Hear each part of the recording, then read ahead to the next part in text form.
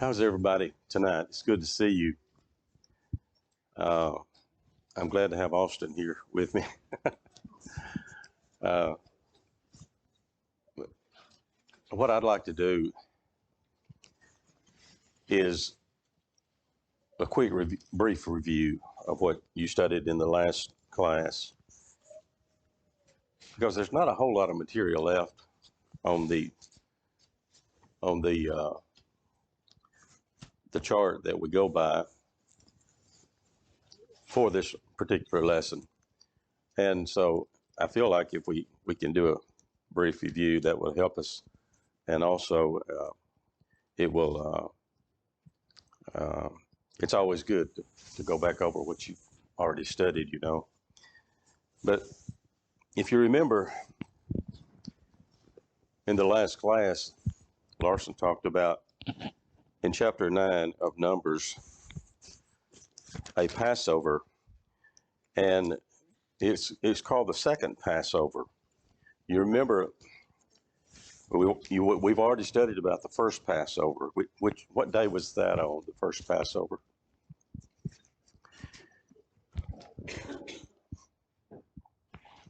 Do I? I think so. What'd you say? I'll make sure. Yes, 14th day of the first. Of the second year, right? That's where we're at now, and so some men. The second Passover was set up by God for those who could not make the first Passover. You remember, some men came to Moses and told him that they couldn't make the first one, and they wanted to keep the Passover.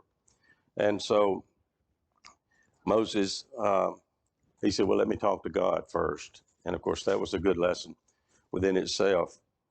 Always go to God.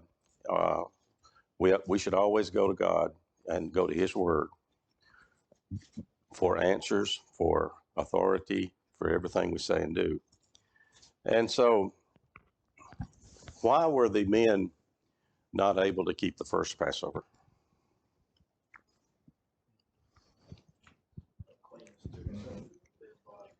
Right, they were undefiled because of touching a dead body.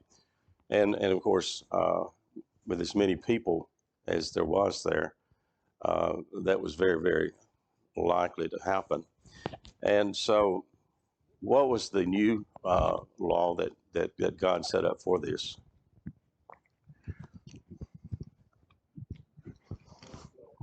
A month later. Yep. Month later, 1 month later. Exactly. And it was supposed to be kept the exact same way. Also, there could have been another reason that someone couldn't keep the first Passover.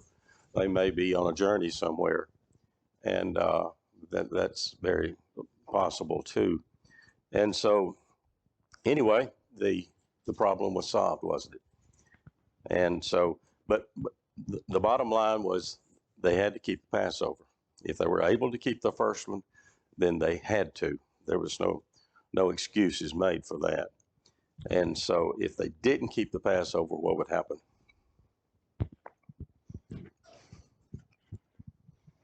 They would be cut off from their people, right? Whatever that entails, I don't know for sure, but it doesn't sound good, does it? But anyway, you remember y'all went to the first chapter of Numbers there, and there was a census taken, and in this census here, all the men over 20 were to be counted. Why were they to be counted?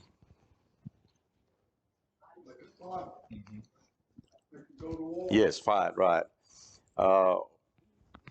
They were going to have to face some tough times ahead, weren't they? And so they needed to be prepared for that. And who was not counted in this census? The Levites, right. Why were they not counted? They had a job. They already had a job to do, right? And they didn't need to be pulled away from that. That was a very important job. What was their job?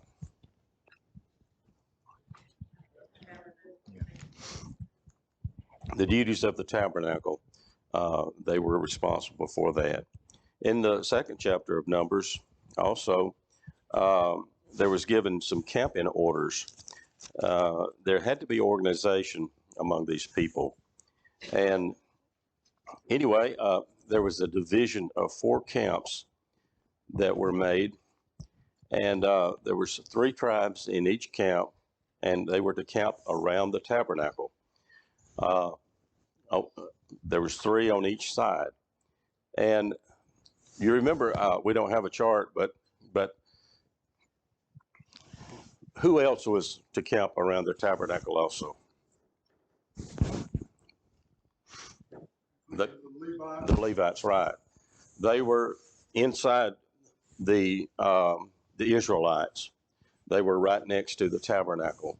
Why do you think they were to camp there?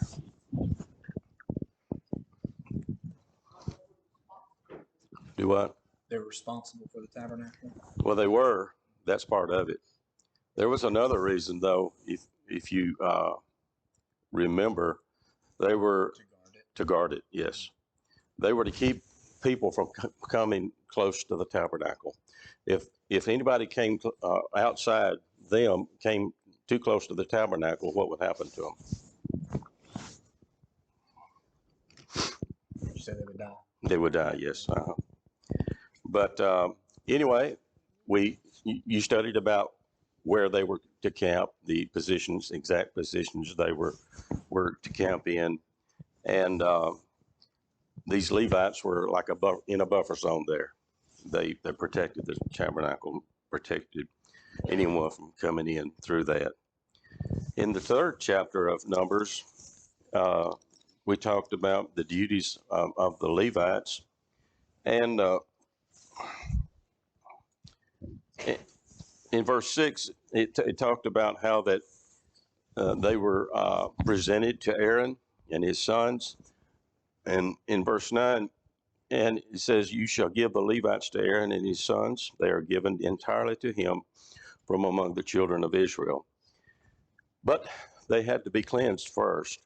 And that's what we're going to study in chapter 8 here in just a little while. Then they will be able to perform their duties. But it tells us in verse 7 there what it says, "And they shall attend to the needs, his needs and the needs of the whole congregation before the tabernacle of meeting, to do the work of the tabernacle." And so you remember the saying that we learned several years ago, and it's worth repeating. All priests were Levites, but not all Levites were priests. That makes a lot of sense when you think about it, doesn't it? So that's a good way to remember what their work and duties were. So they all had a role in serving the tabernacle. Right. But that doesn't mean they were all allowed to do what the priests were allowed to do, because there was a certain family that's supposed to do that. And it was important for them to know that as well. Yes, exactly. They weren't supposed to overstep their bounds. Then the Lord commanded that a census of the Levites be made. And it was every male 1 month old and above. And so they did count the Levites like that. And you learned how many there were. And also he said you need to count the firstborn of the Israelites, also 1 month old and above. And so the number was pretty close. And there was a little bit difference in the number. He said, you remember how many?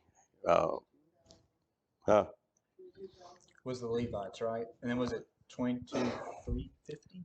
Or I don't know. 273. 270. Yeah. Oh, super. 273. I've got it wrote down, but no. And but the 273 difference, there was something about that was important 2. Do you remember what Larson said that was used for?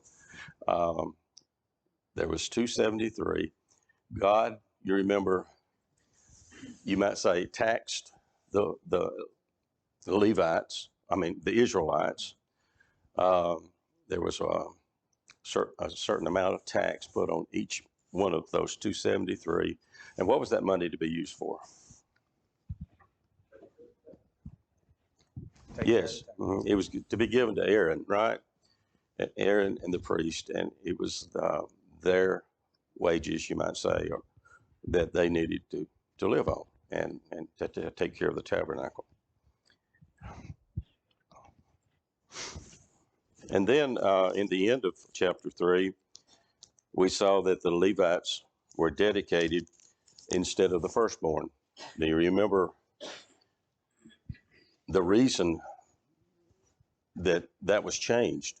You remember God redeemed the firstborn of all the Israelites, right, when they left Egypt, right?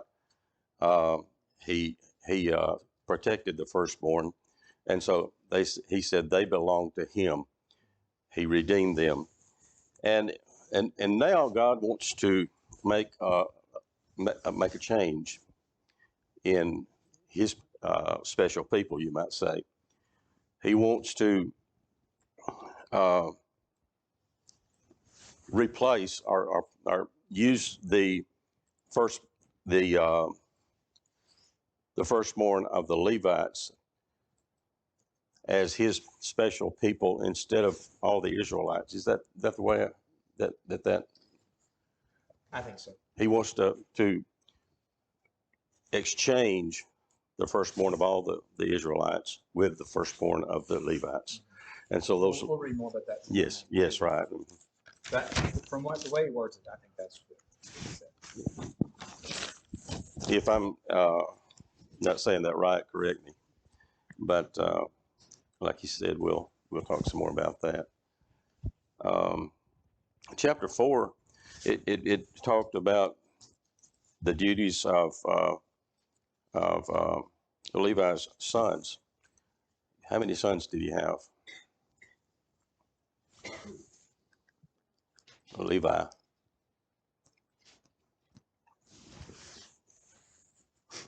There's 3 that we know of, right? Yeah, 3 groups, 3 families. And who were they? The sons are the groups. The groups. Well, You go had the ahead. Kohathites and Gershon. Yeah, Gershonites. But his sons were Kohath, Gershon, and Merari. That was their names, and so that's the reason they called them the Kershites and the Merarites. But anyway, he wanted another counting done, and he wanted those men that fit into the age category of 30 to 50 to be counted. And why was that ordered, you might say, by God?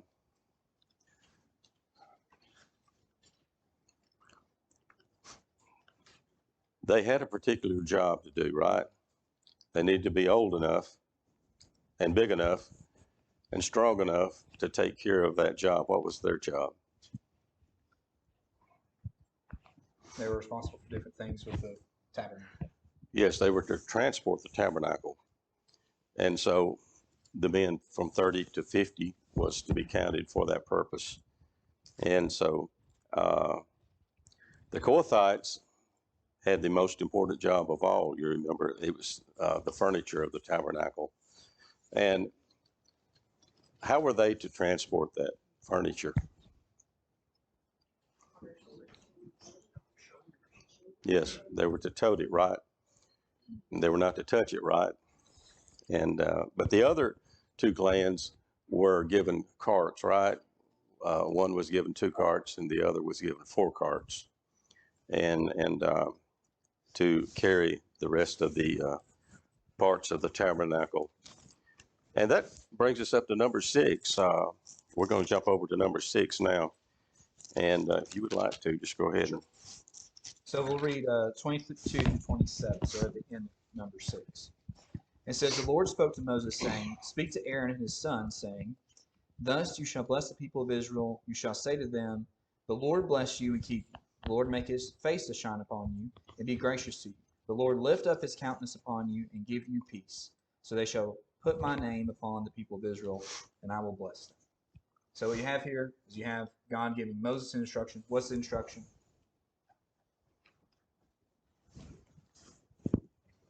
What's Moses to do? So he is, yes. So he's supposed to tell Aaron to bless the children, right?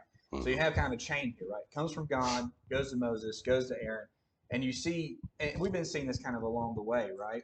Since Aaron and his sons have become more responsible, they've been given more responsibility, right? I mean, they've been given these titles of priests and high priests, and now they're being given more and more responsibility. That doesn't mean that things don't still run through Moses. They do. But we see that God wants Aaron and his sons to, take on more of this role of being the spiritual leaders for the people. And so what they do here is they bless the people, right? So what are some of the things they say in their blessing? How are the children going to be blessed, children of Israel?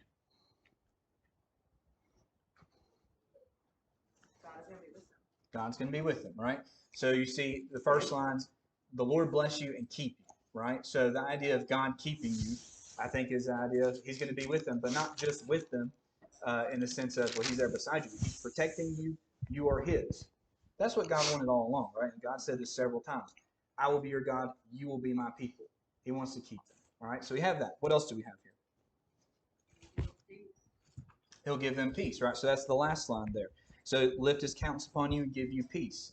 So talking about that protection, they'll have protection, but they'll also have, I think we'll see this, well, we won't see it today probably, but in Leviticus 26, we're going to say that next time.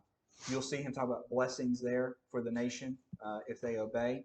And one thing you see is the idea of peace and the idea of peace without and peace within. And so I think that's probably something, sometimes we just think they have peace with other nations as far as they're not going to be overtaken.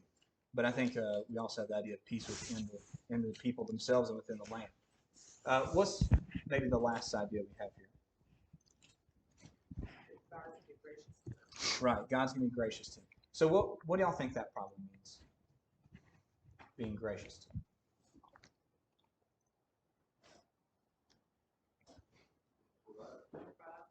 All right, he'll provide for them, right? So his favor will be shown to them.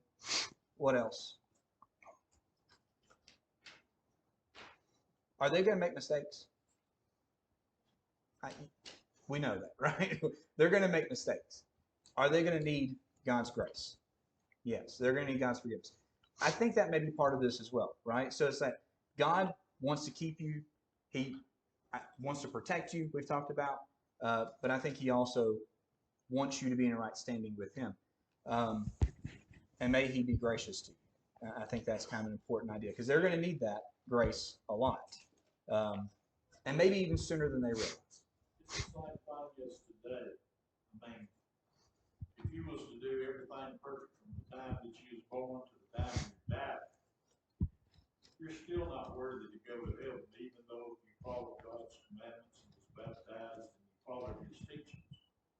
It's only by the grace of God that he actually forgives you by you actually putting your trust in the Lord and doing it. Same thing with the Israelites. As long as they were trying to their uttermost to worship God by what he commanded, they still wasn't worthy to actually be accepted and protected by God. God's grace to them, he actually protected them because they were his people. And it was a covenant. Same thing with Christ's covenant today, the New Testament. We have the hope that if we died and we live faithful, even all the good works and deeds we do is by the grace of God at the end of time, of your time, that you're actually accepted to go to heaven by doing everything that Jesus taught and what God tells you to be holy. Yeah. So I think that's right. So I think you're talking about, well, what does God want today? Well, I think he wants the same things he wanted with the people of Israel. He wants a people, right? He wants people that want him. Uh, I think he wants to be gracious to us. If he didn't want to be gracious, he wouldn't be. But he wants to be gracious to us. He wants us to have peace. And I think, Steve, you're alluding to this, but he wants us to have eternal peace, right? And that's something that I think he wants as well. What would be this may be a weird way to word this, but I'll give you a verse, so maybe it'll be easier. All right. So verse 27. What would be the end result of this blessing? It would be protected, but it would also be his people. He would provide everything we need. Yeah. So I'm going to focus on the idea of being his people. So you notice how there it says, you will, at least mine says, you will put, they shall put my name upon the people of Israel. I think that's there because maybe a couple reasons. They are his, right? His name's upon them. They are his. But I think he also, and maybe I'm reading too much in this part, but I think it's the idea of intimacy between God and his people. He wants them to be very close, right? It doesn't want to be like people, God, separate, but they have a covenant, but they are one, right? His name is upon them. They are one. Maybe I'm reading a little bit too much in that, but yeah. Oh, there you go. That's good. Give a reference to Malachi 1:9. He says, now through God's favor that he may be gracious to us. While this is being done to your hands, he will accept you favorably. And we can't be perfect. And he knew that. But he will want you to accept us. How we are. Yeah. That's good. The idea of Israel being God's ambassadors before the nations, all the nations, being connected to that. Yeah, it's about his name being on them. Yeah, I think that's right. So I think we definitely see that in the prophets, where when they're not doing what they're supposed to be doing, and God talks about impending, or no, that's the right word, the judgment that's to come. One of the things he talks about is the reason that there's going to be a judgment coming is because you've disgraced me in front of other nations. I think you're right. His name being on them, they're disgracing his name. Yeah. But it's clearly obvious that God wanted to bless his people from time to time through the priest. And that's the way he set it up to be done. The Israelites did a lot of good things. They did a lot of things right. And just like children, you want to give them a pat on their back and say, you've done good. But that's one of the most beautiful scriptures in the whole Bible, I think, right here. It's a song in our songbook. Have you ever heard that song? The Lord bless you and keep you. I know Sheila has. She's sung that song in a wedding before. It's been so long ago, I can't hardly remember that. But that is really a beautiful scripture there.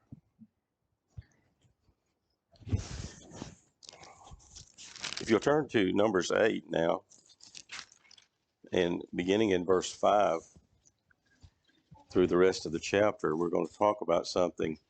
The Levites have been counted, they've been numbered, but they're still not ready to perform their duties right. So something needs to be done before they are able to do that, and that is to be ceremonially cleansed or consecrated. Like the priest, right? Right, just like the priest. And so that's what's going to take place now. Beginning in verse 5, let me read a few verses through 11 there. Then the Lord spoke to Moses, saying, take the Levites from among the children of Israel and cleanse them ceremonially. Thus you shall do to them to cleanse them. Sprinkle water of purification on them, and let them shave all their body, and let them wash their clothes, and so make themselves clean. Then let them take a young bull with its grain offering of fine flour mixed with oil, and you shall take another young bull as a sin offering. And you shall bring the Levites before the tabernacle of meeting, and you shall gather together the whole congregation of the children of Israel. So you shall bring the Levites before the Lord, and the children of Israel shall lay their hands on the Levites.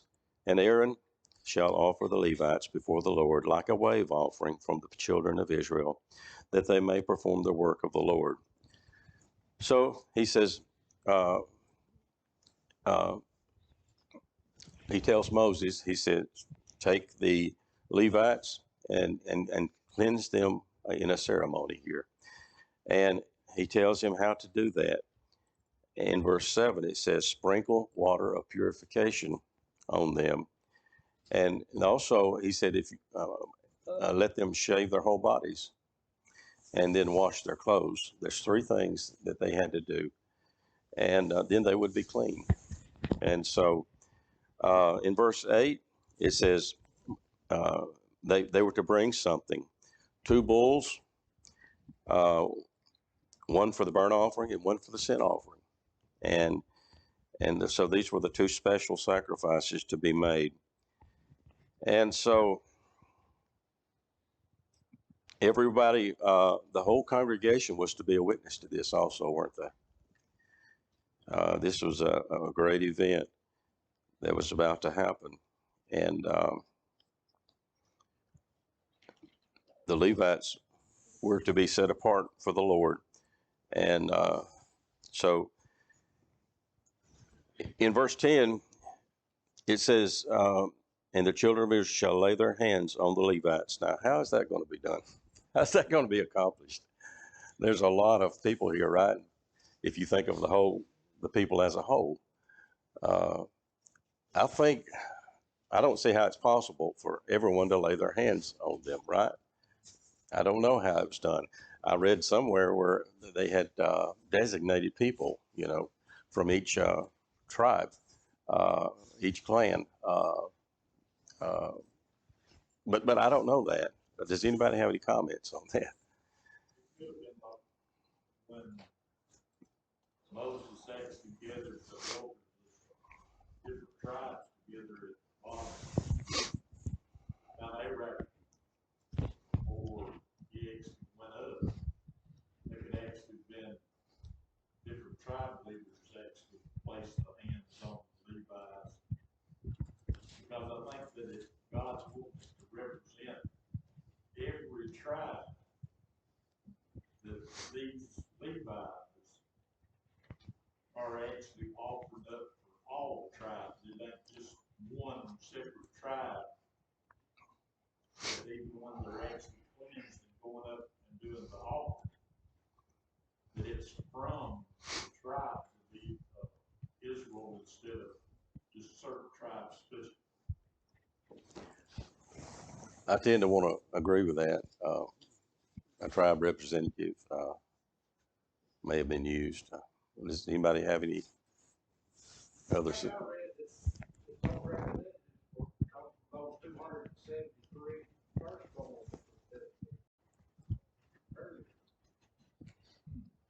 Okay, where did you read that?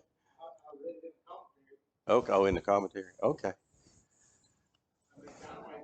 Yeah, it does, really. From those 273, difference between the, yes, from the Israelite.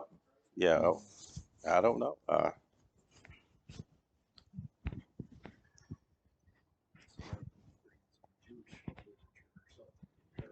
Right. Yeah. Did you volunteer? Is that what you just? There's historians that have written literature from that time period that you might have to look at, right? They may not be, me God's people, but they are historians that have recorded literature, writings and literature, just like Josephus. We go back to Josephus a lot, and we learn a lot from him because he writes about different things that happened during the time period,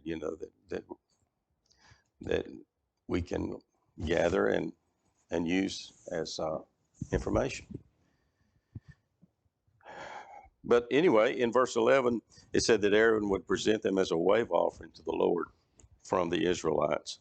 So the Levites are being offered to the Lord from the Israelites, and they're to be used in service, perform the work of the Lord. Which is a really neat idea that you have a group of people that are an offering to the Lord, the wave offering to the Lord. They're dedicated to Him. I like that. I've heard that, laying the hands on them was, saying you support them. The fellow that explaining that didn't necessarily mean touching, you're watching their back, you're supporting. Is a figure of speech. Well, the wave offering itself was a symbolic gesture, right? Yeah. It was just a symbolic gesture that was used. Although I think normally with wave offerings, they actually lifted it up and waved it. I don't feel like they probably did that No. with them.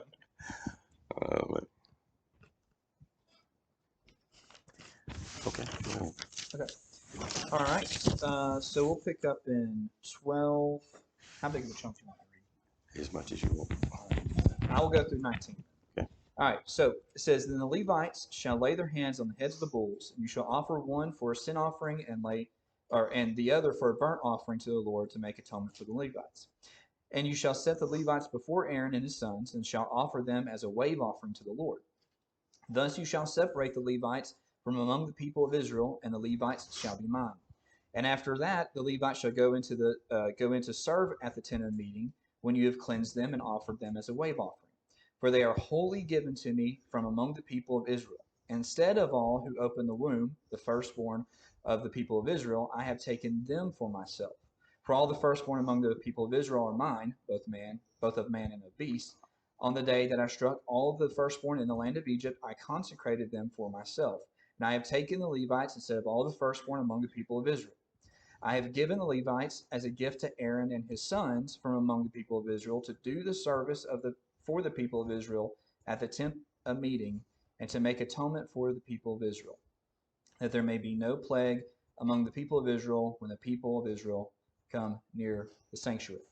All right, so going back to 12 and 13. What do they do with the bulls? They had two. What do they do with them? Yes, offer them as sacrifices. What type of sacrifices? Sin offering and a burnt offering. So, y'all correct me on this, but I usually think that's the order it goes in, right? Sin offering, burnt offering. We see the same thing here. So, sin offering, burnt offering. And then the third offering was the Levites, right? It's not the same for them. And I bet they're glad for that. But it's not the same for them, right? So, they're a wave offering. Then what we have after that, once starting in 14, it starts talking about what this means for the Levites as a group and why this is significant to the rest of the people. So what does this mean for the Levites themselves? It's just that they're separated from the rest of the tribes, but they're actually belong to God. That's right. So they belong to God, and what do they do in belonging to God? They have to do all the work that takes to actually serve Him and protect the temple. And when the temple's moved, they are responsible, the different ones, to actually take it down, move it, put it back up. Yeah. So I think we see a few different things there. So like you talked about, they're responsible for moving the tabernacle, right? They're responsible for guarding the tabernacle. They're responsible for, we even saw this in this, but they're responsible for ministering to the priest and the people, right? So you have, I think that's what we would describe as their job. Now, I had a question there. I'm not going to remember it, so we'll move on to the next part. So why would this, that's why this whole thing is important to the Levites, right? Because now they're given a specific job, okay? Why would this be important to all the rest of Israel? Because the rest of them, as they were doing offerings to God through the Levites, the rest of them, when it come to war and taking land on, further on down in the chapter, is with them war and everything, I mean, they didn't have time to do all this service that the Levites was doing, plus actually growing whatever that they had to do and then taking on the other people that God had sent them to destroy, Yeah. to take the land. Yeah, that may be true. That's not what I was thinking of, but yeah, I think that's maybe part of it. They take the place of firstborn slave. That's right. So, go ahead. I'm sorry. Okay, so they take the place of the firstborn for the rest of the nation of Israel, right? From what I understand, and maybe I'm not understanding it right, so y'all have something to add to this, that'd be great. But what I'm understanding on this is that it seems like what would have happened if he hadn't set aside or set apart the Levites for this job is that he would have taken the firstborn of each family and they would have filled this position. Maybe I'm not understanding that right, but it seems to me that that's what he's saying here when he says, verse 18, yes. And I have taken the Levites instead of all the firstborn among the people of Israel. So what I'm understanding there is what would have happened is every nation, every tribe would have been affected by this. Most families would have been affected by this. And instead of that, now what's going to happen is the Levites are taking that role. So that, I think, should mean something to the rest of the people, right? That should mean something to them that they have someone kind of taking their place on this. I would imagine that would give the Levites, as you would hope, at least give them a sense of respect that they're willing and called to do this kind of work. Pretty much says that. Yeah, to Aaron and the people of Israel. That's right.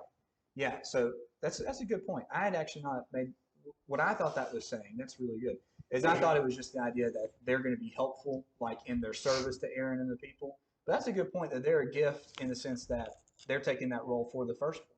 Yeah, I like that. The other part of the tribe of Levi is God's actually set a pattern of the temple, the outer court, the inner court, most holy.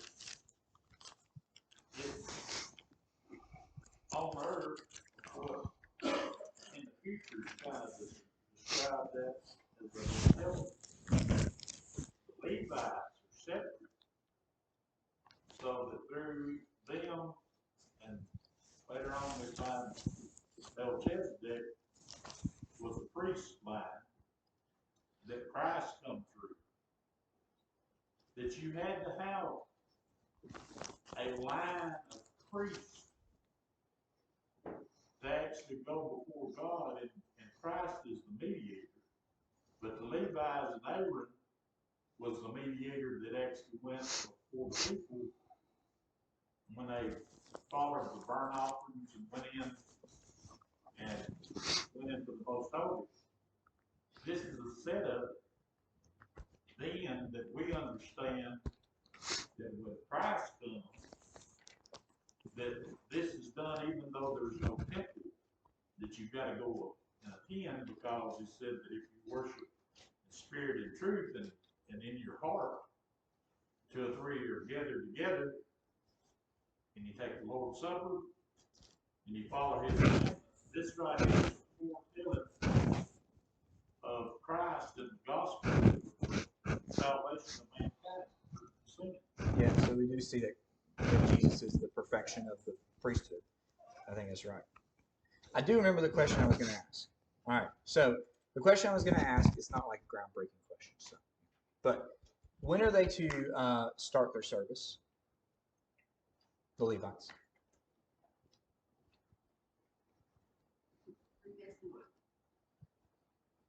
In time, or like Oh, in the part of their life? No, yeah, I see why that's confusing. That's not, no, it's not the part of their life. So I was thinking about verse 15. So in verse 15, it talks about they've been consecrated, set apart for the job, and then when do they get to the job? As a group. Yeah, well, so mine says, and after that, the Levites shall go in and serve at the tent of meeting. right? So the point I'm trying to make by that, maybe I did not do this well, but the point I'm trying to make by that is that it's right then, right? They start their service then. So once they get consecrated for this, they are in the job, right? And so they are getting put to work right off the bat. That's the only point I'm trying to make. Probably wasn't worth it, but that's all I have to say on this. Okay, let's read the rest of the chapter. Thus Moses and Aaron and all the congregation of the children of Israel did to the Levites according to all that the Lord commanded Moses concerning the Levites.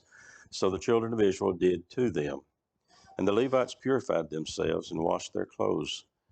Then Aaron presented them like a wave offering before the Lord, and Aaron made atonement for them to cleanse them. After that, the Levites went in to do their work in the tabernacle. That answers your question. And of tabernacle of meeting before Aaron and his sons, as the Lord commanded Moses concerning the Levites, so they did to them.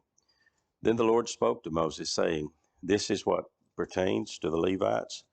From 25 years old and above, one may enter to perform service in the work of the tabernacle of meeting. And at the age of 50 years, they must cease performing this work, and shall work no more. They may minister with their brethren in the tabernacle of meeting to attend to the needs, but they themselves shall do no work. Thus you shall do to the Levites regarding their duties. And so it just summarizes it basically. They did exactly what they were told to do, and now they're consecrated to do their work, and they're beginning to do their work now. We see there in verse 22. And in verse 24 through 25, I thought of something interesting there. Is there something interesting there that you noticed? The age. The age. They got to retire when they got 50 years of service or age. That's a good point that I wanted to bring out too. But previously, in chapter 4, what was the counting age then? 30 to 50. In chapter 4 and verse 3, you remember that? Here it says 25 to 50. So the age has been lowered, it seems like. And we don't know why. It is peculiar, though, to me, that it's changed already to 25 to 30. It's going to be changed again later on to 20 instead of 25. Over in 1 Chronicles 23, they changed it again. So all we can do is conclude that the Lord authorized these changes. We don't know why. Wasn't that interesting? But I like God's retirement plan here. I think we need to adopt that, or tell our leaders that 50 is the cutoff point. But when they hit 50, they didn't just lay about, did they? No. What did they do? They had a different job, right? What was their job then? Yeah. Oh, okay. That's interesting. So yours says minister to them? Oh.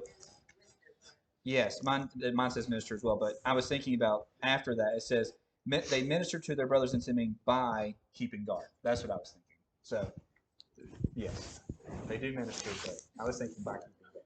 I guess after you reach 50, you didn't have to tote the heavy stuff anymore. You can do the other things that were really handy and helpful, but there was no need to overexert yourself then. Any questions? They probably also, even though they didn't have to do physical work, by them doing service for 25 years, they were actually able to tell the younger ones what to do and what not to do, and help them along in their service as mentors.